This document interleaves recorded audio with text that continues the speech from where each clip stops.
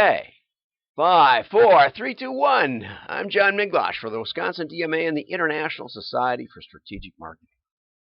And as you all know, people ask me how many staff I have to make sure this works, and of course the answer is none. But off we go. And since I started at 09, we're going to go to 19. And I hope you join me. I hope somebody joins me, but I can't see what's going on out there, which is about typical.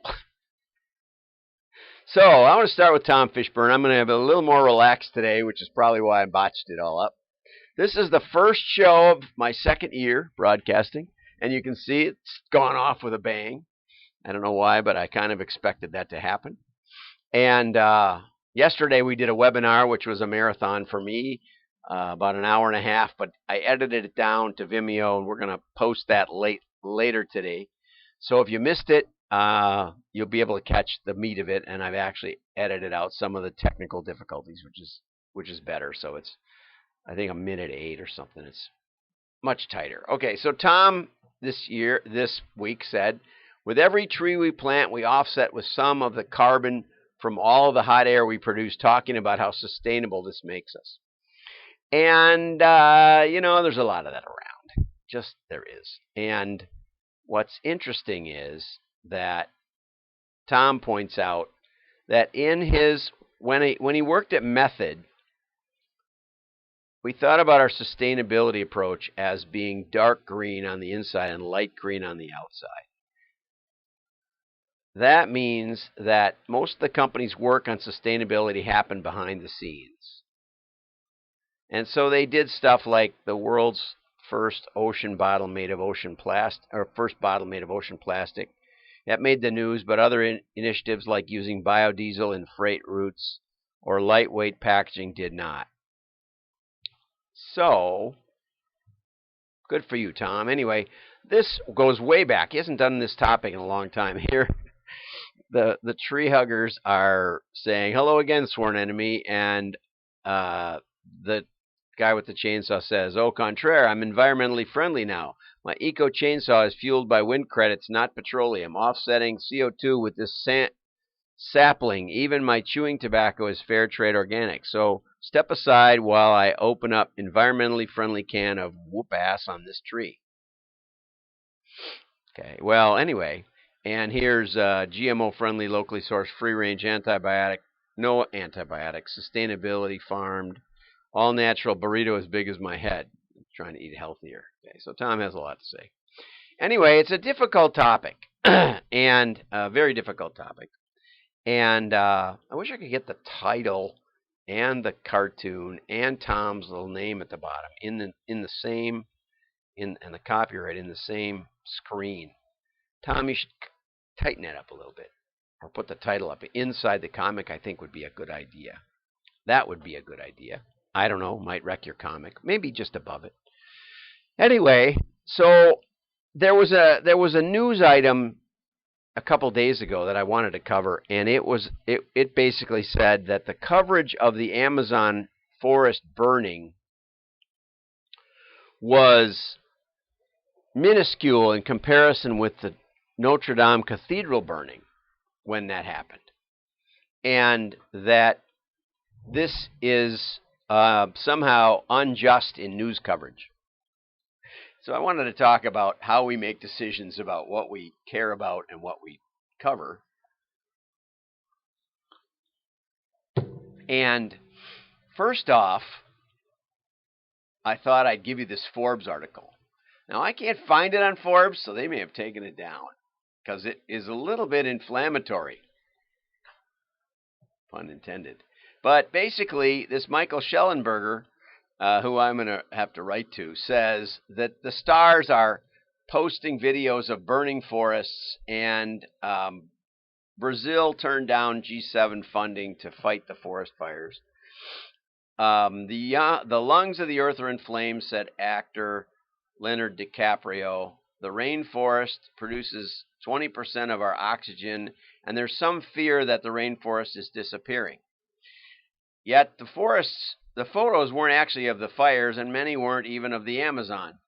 Ronaldo shared was of southern Brazil, far from the Amazon in 2013. The photo that DiCaprio and Macron shared were over 20 years old. The photo that Madonna and Smith shared is 30. Some celebrities shared photos from Montana, India, and Sweden.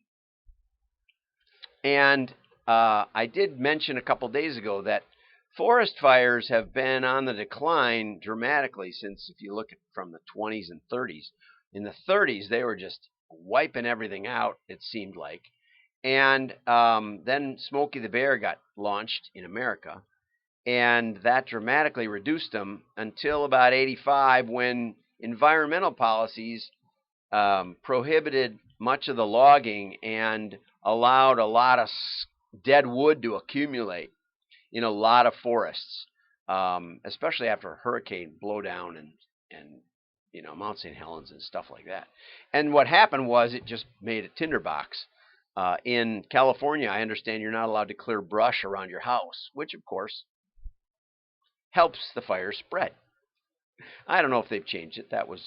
I watched a fire expert a year or two ago explaining how the legislation against clearing brush has fueled the tinder. Anyway, to their credit, CNN and New York Times debunked the photos and other misinformation. Deforestation is neither new nor limited to one nation. These fires are not caused by climate change, said the Times. That's the New York Times. Though I saw plenty of stories that said they were. And even that oxygen thing, the Amazon produces a lot of oxygen, but the same amount of oxygen through respiration, but it uses it up too, right? So, okay, there you go. So, I don't know what the truth is, but there's a lot of the burning, while 2019 is indeed 80% higher than 2018, it's just 7% higher than the average over the last 10 years. Okay, so here's the average, and it used to be a lot higher. Now it's gone over. I can't see that graph very well. So, you have to kind of be careful when you take on sustainability and you come out against whatever it is that a country wants to do to clear their land, etc. It's just a little complicated. Okay, now, SC Johnson, a great Wisconsin company, they have Off, Windex, Paste Wax, Drano, a bunch of stuff. Pesticide, Raid's another one. And they are not affiliated in any way with Johnson & Johnson that makes some of the drugs that have been overprescribed and overpromoted perhaps. Johnson & Johnson was just fined $572 million by an Oklahoma judge. And interestingly, their stock went up when that fine came down. So, apparently the shareholders thought that wasn't too bad. However, that's only one of the 50 states, and usually when one of these things catches on, other judges in other states say, hey, okay, if we can win once, we can win for our side, and the whole thing gets blown way up, which seems to be happening with Roundup. I have a little concern about that because Roundup is sort of the heart of the agricultural revolution that's created increased crop increases by some 400% or something since the 1960s. So, yeah, we can ban Roundup, but we might be better off being more careful with it and not dumping it all over everything. Okay, so anyway, SC Johnson is the family company, and they keep talking about them as a company that calls itself a family company, but then produces lots of opiates. No, it's not the same. SC Johnson is not about producing opiates, and they wrote to the state attorney general in Oklahoma and said, stop it. And state attorney general says, I did stop it, but